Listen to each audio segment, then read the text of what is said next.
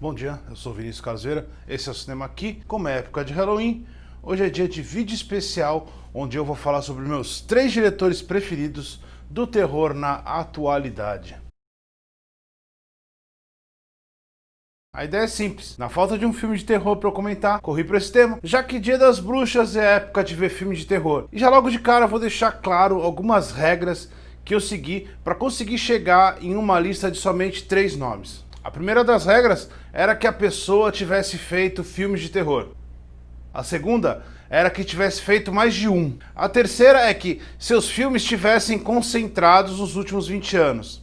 A quarta é que se eu quisesse, eu poderia passar por cima de qualquer uma das outras regras se eu tivesse que encaixar alguém. Que não foi necessário, mas eu gosto de saber que eu tinha essa possibilidade. Ah, mas você não colocou esse cara na lista. Perguntaria você, meu incauto espectador. É espectador no YouTube, né? De qualquer jeito, se algum questionamento chegar à sua mente enquanto eu estiver falando das minhas 3 escolhas, espera um pouquinho. No final de tudo eu vou fazer um disclaimer, também conhecido no latim como meia culpa ou popular desculpinhas. Então vamos às minhas 3 escolhas em ordem alfabética mesmo, sem muita cerimônia.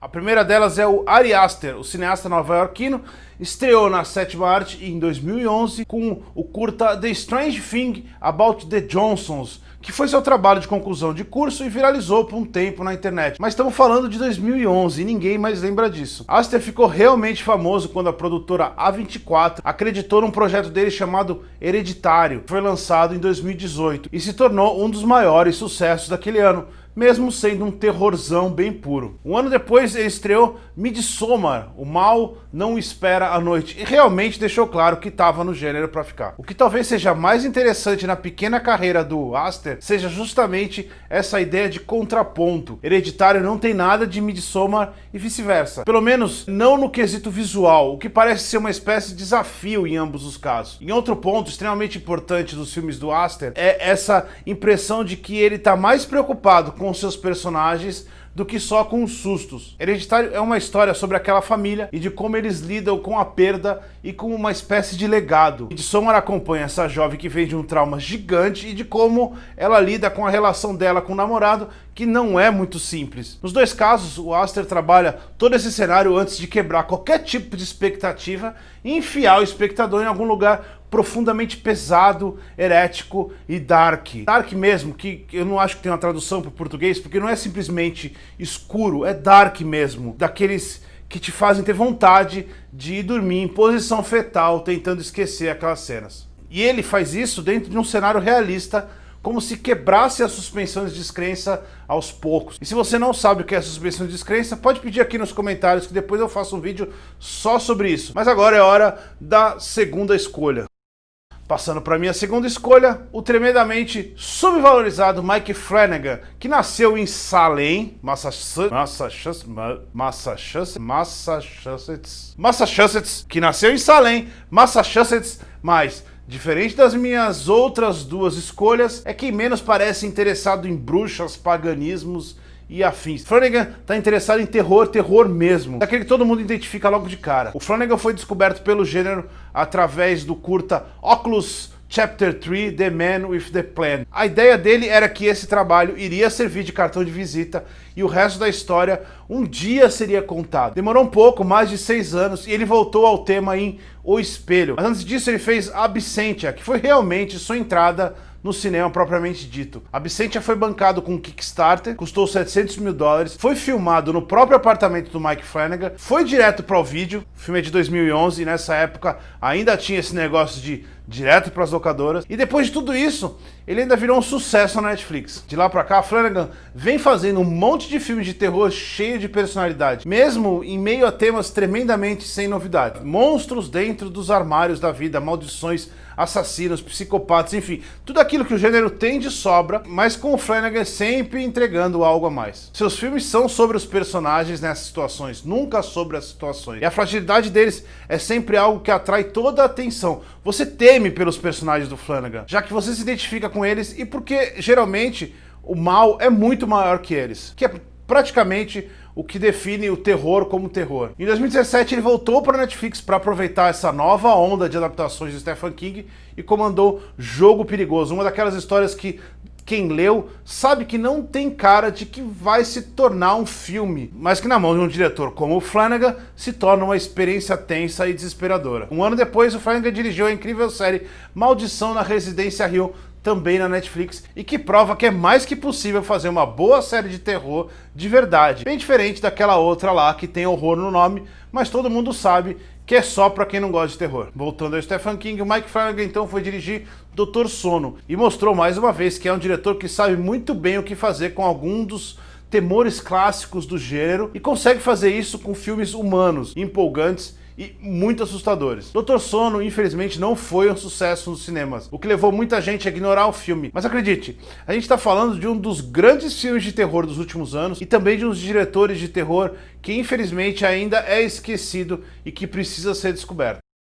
Por fim, mas não menos importante, minha terceira escolha de melhor diretor de terror da atualidade é o também americano Robert Eggers. Para entender um pouco de como ele chegou no seu maior sucesso e ter um pouco de material para falar aqui no vídeo, Eggers cresceu na Nova Inglaterra, onde ficou tempo demais em um lugar chamado Plymouth Plantation, uma espécie de museu a céu aberto que tentava replicar um assentamento do século XVII de colonos, ou os famosos peregrinos. Junte isso a Uma Bruxa e temos o longa de estreia de Robert Eggers de 2015, justamente A Bruxa. O filme se tornou o pesadelo de muita gente e o clima da experiência era tão tenso que fez muita gente fugir do cinema. Na sessão que eu fui, tinha um cara que dava risada durante o filme inteiro. E se muita gente achava que ele era só um babaca, eu tenho convicção que ele era um babaca. Mas era um babaca que tava com muito, mas muito medo. E aí os risos eram uma espécie de fuga dele daquele lugar. Coisas que só o terror consegue fazer.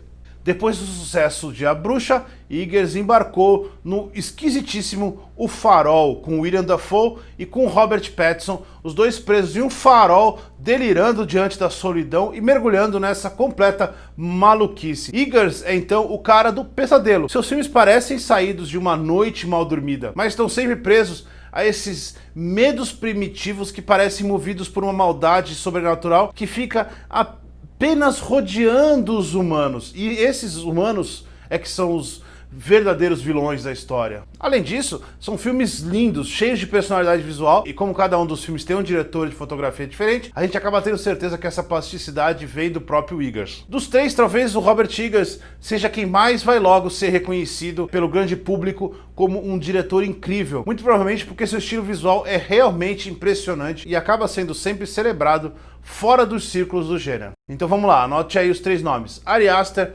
Mike Flanagan e Robert Eggers. Para mim, os três maiores diretores de filmes de terror da atualidade. Sem esquecer, é claro, que muita gente vem fazendo bonito nesses tempos atuais, então vamos ao meia-culpa e a explicação de por que alguns desses caras não estão na minha lista. O primeiro deles é justamente o Jordan Peele, que poderia estar em qualquer lista, mas já está tão confortável em uma espécie de gênero fantástico que eu nem considero mais ele um diretor de terror, ainda que a gente já possa considerar ele um dos diretores mais interessantes de sua geração em âmbito geral. Já o David Robert Mitchell, que fez um dos filmes mais impressionantes de terror do século XXI, Corrente do Mal, decidiu seguir por um outro caminho e ao que parece falhou feio com seu Under the Silver Lake, que ninguém viu, ninguém lembra e ninguém falou muito sobre ele. Saindo dos americanos, o primeiro nome que salta aos olhos é da diretora australiana Jennifer Kent, que tinha absolutamente todas as chances de fazer com que essa minha lista de 3 diretores tivesse sido de 4 diretores. Ela dirigiu Babadook, mas seu próximo filme, The Nightingale, que estreou por aí em alguns lugares aqui no Brasil,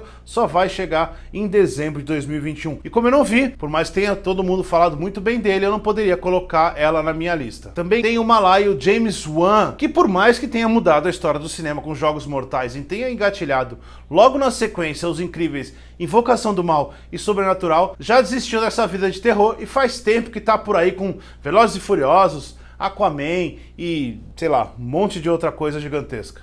Por fim, 3 nomes que andaram tropeçando por aí, mas ainda assim, na maioria das vezes, quando volta pro terror, acerta na mosca. O primeiro deles é o francês Alejandro Arra, do maravilhoso Alta Tensão, que recentemente fez o divertido Predadores Assassinos. Entre os dois, tem coisas muito meia boca. O segundo, o nosso hermano Andy Muschietti, de Mama e dos dois It's. Os 3 belos exemplos de filmes de terror competentes, mas que agora já está pronto para dirigir o novo filme do Flash e a adaptação do anime/mangá Attack on Titan. Quer dizer que não iremos saber dele como diretor de terror por uns bons anos. Então, ele definitivamente não é mais um diretor de terror. O terceiro desses diretores de terror que foram levados para fora do gênero pelos milhões de dólares é o uruguaio Fede Alvarez, que comandou o muito ruim Millennium, a Garota na Teia de Aranha. Mas antes disso tinha feito o sufocante O Homem nas Trevas e o divertido remake de A Morte do Demônio. Portanto, por mais que esse pessoal não seja mais exclusivo do terror,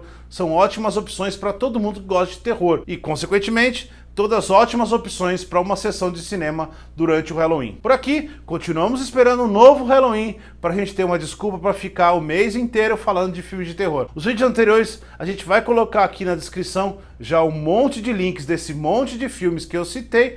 Não sei se vai estar aqui porque são muitos, mas de qualquer jeito, todos eles você vai encontrar no www.cinemaqui.com.br. Enquanto você ainda não for lá no site, assine o nosso canal, dê um like no vídeo e compartilhe esse monte de dicas pro Halloween de um monte dos seus amigos. A gente volta depois dos Dias das Bruxas com mais filmes aqui no Cinema Aqui.